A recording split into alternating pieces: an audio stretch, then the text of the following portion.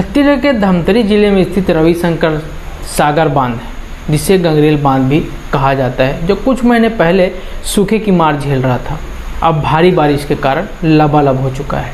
बांध का जल स्तर 347.85 मीटर तक पहुंच गया है, जो पूर्ण जल भराव स्तर 348.70 मीटर से मात्र 0.85 मीटर कम है।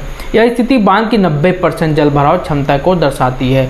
कैचमेंट क्षेत्र में लगातार हो रही मूसलाधार बारिश ने पानी की आवक को तेज कर दिया है, जिससे बांध के गेट खुलने और डाउन स्ट्रीम क्षेत्रों में बाढ़ की आशंका बढ़ गई है। जिला प्रशासन ने इस संकट से निपटने के लिए व्यापक तैयारियां शुरू कर दी है। इस लेख में स्थिति का विश्लेषण, प्रशासन की तैयारियों और संभावित प्रभावों को पुख्ता तथ्यों और उदाहरणों के साथ प्रस्तुत किया गया है।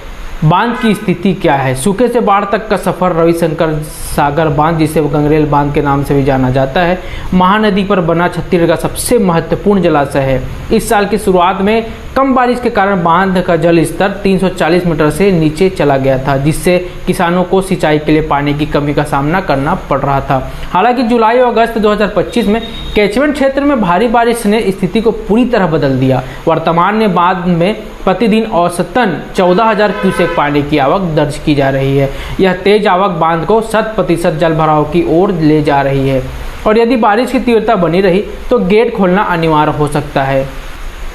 2019 में गंगरेल बांध के गेट खोलने से धमतरी, रायपुर और उड़ीसा के संबलपुर जिले में बाढ़ की स्थिति उत्पन्न हुई थी। उस समय महानदी के किनारे बसे गांव में पानी घुस गया था, जिससे हजारों हेक्टेयर फसल बर्बाद हुए और कई परिवार विस्थापित हुए। इस बार प्रशासन इस इतिहास को दोहराने से बचने के लिए पहले से सतर्क है। जिला कलेक्टर अविनाश मिश्रा ने स्थिति की गंभीरता को देखते हुए तत्काल कार्रवाई के निर्देश दिए हैं।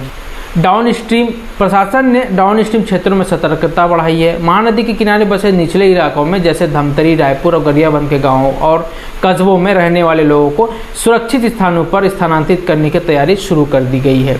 पशुधन की सुरक्षा के लिए भी विशेष व्यवस्था की जा रही है।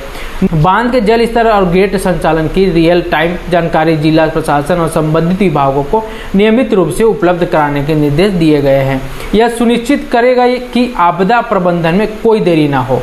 रायपुर, गरियाबंद, महासमुंद, बलौदाबाजार, भाटापारा, जांजगीर चांपा, रायगढ़ और उड़ीसा के संबलपुर जिले को प्रभावित करता है। इन सभी क्षेत्रों के प्रशासन को सूचित कर दिया गया है, ताकि वे भी अपनी तैयारियां पूरी कर सके। दलों, पुलिस और स्वास्थ्य विभाग को हाई अलर्ट पर रखा गया है। जनता को मोबाइल संदेश, रेडियो, टीवी और समाचार पत्रों के माध्यम से बाढ़ की संभावना के बारे में सूचित किया जा रहा है। प्रभावी आपदा प्रबंधन का मॉडल 2023 में बस्तर जिले में भारी बारिश के दौरान समय रहते निचले इलाकों को खाली कराने से सैकड़ों लोगों की जान बच गई थी। धमतरी प्रशासन इस मॉडल को अपनाते हुए त्वरित और समन्वित कार्रवाई कर रहा है। यदि गंगरेल बांध के गेट खोले जाते हैं तो डाउन स्ट्रीम क्षेत्रों में निम्नलिखित प्रभाव हो सकते हैं, जैसे कि कृषि पर प्रभाव। धमतरी और रायपुर के निचले इलाकों में धान की फसल को भारी नुकसान हो सकता है। 2019 में बाढ़ के कारण लगभग 10,000 हेक्टेयर फसल बर्बाद हुई थी। वहीं आवास और बुनियादी ढांचा, नदी किनारे बसे गांवों में घरों, सड़कों और बिजली आपूर्ति को नुकसान हो सकता है। जनजीवन, बाढ़ प्रभावित क्षेत्रों में स्वास्थ्य सेवाएं, पेयजल और संचार व्यवस्था में व्यवधान उत्पन्न हो सकता है। जनता के लिए सावधानियां और सुझाव, नदी किनारे से दूरी बनाएं। महानदी और उसकी सहायक नदियों के किनारे रहने वाले लोग तुरंत सुरक्षित स्थानों पर जाएं। प्रशासनिक अलर्ट पर ध्यान दें, जैसे कि मोबाइल संदेश, रेडियो और टीवी के माध्यम से जारी चेतावनियों का पालन करें। वहीं आपातकालीन तैयारियां भी करें, जैसे भोजन, पानी, दवाइयां और महत्वपूर्ण दस्तावेजों को सुरक्षित रखें। भी प्राप्त करें, जैसे नज़दीकी राहत केंद्रों और आपदा प्रबंधन दलों से संपर्क करें।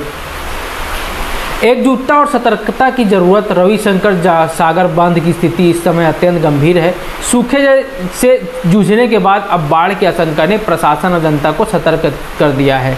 कलेक्टर अविनाश मिश्रा के नेतृत्व में जिला प्रशासन की त्वरित कार्रवाई और समन्वित प्रयास इस संकट को कम करने में महत्वपूर्ण भूमिका निभा सकते हैं। जनता से अपील है कि वे प्रशासन के निर्देशों का पालन करें और इस प्राकृतिक आपदा से निपटने में सहयोग करें। पुख्ता तथ्यों और पिछले अनुभवों के आधार पर यह स्पष्ट है कि समय रहते उठाए गए कदम जन धन की हानि को न्यूनतम कर सकते हैं। बांध के जल स्तर पर निरंतर निगरानी और सामूहिक प्रयास इस चुनौती से पार पाने की कुंजी है। इसी प्रकार की और भी खबरों के लिए बने रहिए हमारे साथ। नमस्कार।